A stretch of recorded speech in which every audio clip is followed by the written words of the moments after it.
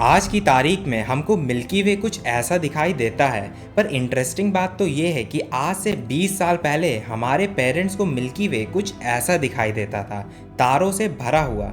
यानी कि आप यहाँ पर क्लियरली देख सकते हो कि जो हमें मिल्की वे आज दिखाई देता है वो कुछ भी नहीं है एज़ कम्पेयर टू जो हमारे पेरेंट्स को दिखाई देता था। लेकिन सबसे अनफॉर्चुनेट बात तो ये है कि ऐसा ही चलता रहा तो हमारी आने वाली जनरेशन को मिल्की वे कभी भी दिखाई नहीं देगा। यानी कि वो सिर्फ और सिर्फ पुरानी तस्वीरों में ही मिल्की वे को देख पाएंगे, रियलिटी में नहीं।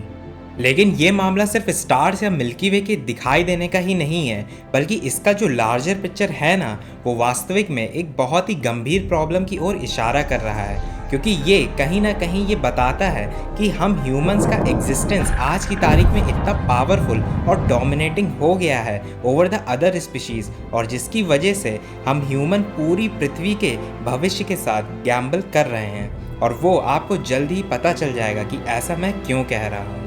The light pollution that we have at night it's one of the greatest tragedies about modern civilization is that we've blacked out one of the most spectacular things that you could ever see, the thing that really centers us and humbles us.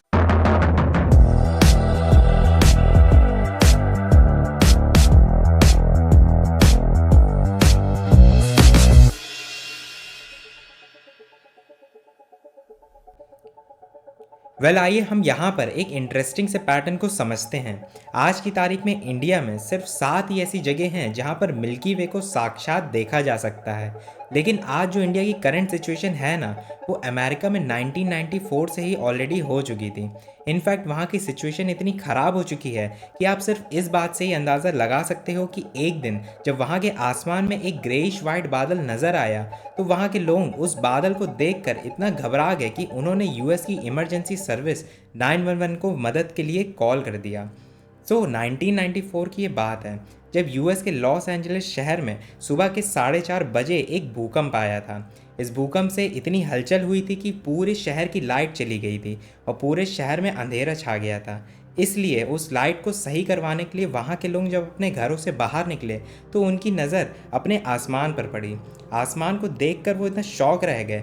Normally अपने शहर से उनको आसमान कुछ ऐसा नज़र आता था, पर उस दिन वही आसमान उनको वहाँ कुछ ऐसा नज़र आ रहा था, इतना क्लियर कि वो अपनी आँखों से ही स्टार्स, प्लैनेट और सैटेलाइट्स को देख पा रहे थे। अब सुनने में तो ये घटना काफ़ी फ़नी लगती है, पर यह घटना एक बहुत ही मेजर अंडरलाइन प्रॉब्लम की ओर इशारा कर रही है।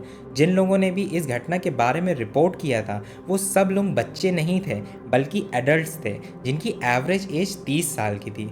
स्टिल अपनी 30 साल की उम्र होने के बावजूद भी आज तक उन्होंने कभी भी अपनी आंखों से मिल्की वे नहीं देखा था। अब आसमान में तारों तक तो देखने को ठीक था, पर जब उन्होंने आसमान में ग्रेइश वाइट बादल देखा तो उनको ये लगा कि ये शायद कोई मीटियोर या एस्ट्रॉयड है जो वहाँ पर गिरने वाला है, और इसीलिए अपनी जान बचाने के लिए उन्होंने तुरंत ही यूएस की इमरजेंसी सर्विस 911 पर कॉल कर दिया था और उनसे मदद मांगी। यूएस इमरजेंसी सर्विस जब वहाँ पर पहुँची तो उन्होंने ये देखा कि जिस चीज़ से वो लोग इतना डर रहे थे वो एक्चुअली में मिल्की वे गैलेक्सी है। इससे पहले जब अर्थ इतनी इल्यूमिनेटेड नहीं थी एलईडी लाइट से, तब सिर्फ एक ही सोर्स हुआ करता था लाइट का, वो था फायर। पर लेट 19th सेंचुरी से पब्लिक इलेक्ट्रिक लाइटिंग ने पूरी दुनिया को जगमगा दिया, और इसी के साथ पिछले 100 सालों से अर्थ रात में भी चमकने लगी, और ये लाइट हर दिन बढ़ती ही जा रही है, जिसको क्लियरली स्पेस से भी देखा जा सकता है। आज इस प्रॉब्लम को आने वाले अगर 100 सालों में नहीं सॉल्व किया गया तो एक भी सितारे को अपनी आंखों से देख पाना नामुमकिन हो जाएगा। इमेजिन करिए एक ऐसी दुनिया जहां पर लाइट पोल्यूशन की वजह से मिल्की वे और तारों को देख पाना नामुमकिन हो जाए। जानवरों की वो प्रजातियां जो इन्हीं तारों पर अपनी दिशा का पता लगाती हैं वो भी एक्सटिंक्ट हो जाएं, जैसे कि इंडिगो बंटिंग और सी टर्टल्स। अब ये सारे एनिमल जो किसी न किसी तरह से स्टारलाइट या मिल्की वे पर डिपेंडेंट हैं अपने सर्वाइवल के लिए, ये एक्सटिंक्ट हो जाएं तो पूरे फूड चेन पर इसका बहुत बुरा असर पड़ेगा। कहीं ना कहीं ये इफेक्ट स्पाइरल डाउन होकर इंसानों तक भी पहुंच सकता है और इकोसिस्टम पूरे खतरे पर आ सकता है।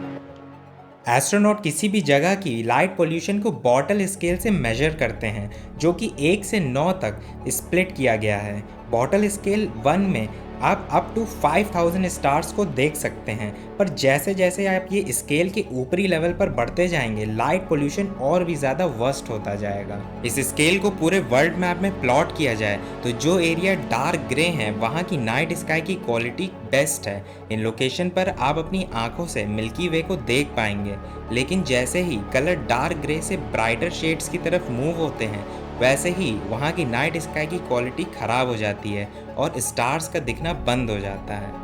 मिसाल के तौर पर देखें तो इंडिया के केस में कैपिटल सिटी दिल्ली में नाइट स्काई की क्वालिटी ख़राब है, पर सरप्राइजिंगली वहाँ से 800 किलोमीटर दूर राजस्थान डेजर्ट की नाइट क्वालिटी बेस्ट नज़र आती है। और यहाँ सिर्फ दिल्ली में ही नहीं बल्कि दूसरी पॉपुलेटेड एरियाज़ जैसे कि मुंबई, हैदराबाद और इवन दूसरी कंट्री के हाईली पॉपुलेटेड एरियाज़ जैसे कि न्यूयॉर्क, पेरिस, लंदन की हालत भी बिल्कुल सेम नज़र आती है। जिसका मतलब जहाँ पर पॉपुलेशन ज़्यादा है वहाँ की नाइट क्वालिटी भी बेकार होती जाती है। पर तब तक के लिए अगर आपको ये वीडियो इन्फॉर्मेटिव लगा हो तो इसको लाइक और चैनल को सब्सक्राइब ज़रूर करिएगा। मिलते हैं नेक्स्ट एपिसोड में।